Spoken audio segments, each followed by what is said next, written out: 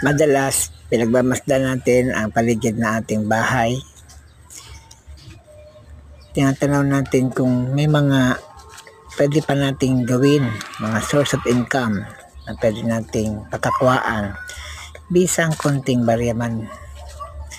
Dahil hindi tayo nahiga yun, natay harvestin. Kailangan isipin din natin na magtanim.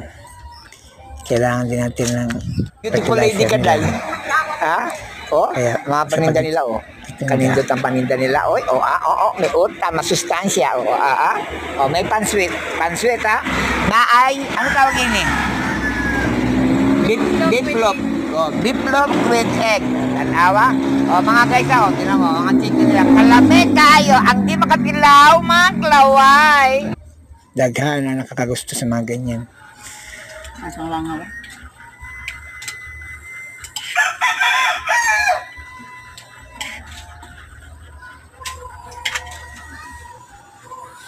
Okay, bunny.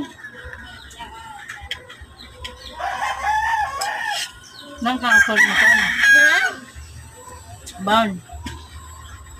Yang angkol? Wala. Yang papa naman. Madali lang panahon. Kung manaakay tinanim, nakaiaanihin, makatulong sa iyo sa araw-araw na panginabuhi.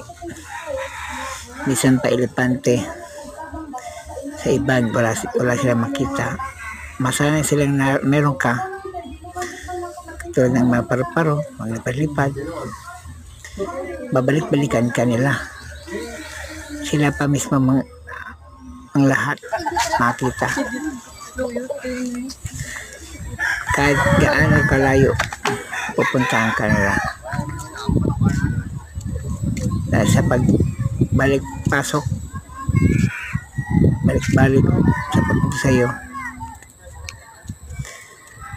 hindi mo malayan. Lahat sa iyo nakatingin na. Dahil Give me my direction. ang pagkuha mo ng source of income, makatulong ka sa iba, malaking bagay. Magtulungan lang, yun ang importante. Magsinaptan ay Baby, just smiling your heart. minista ng gayon na tayo. Lahat Day! tayo Ayaw magsalita Kung ng bad nag-uusap. words, Day. madali Okay. na pag-unawa. Ano to, Day? Isa.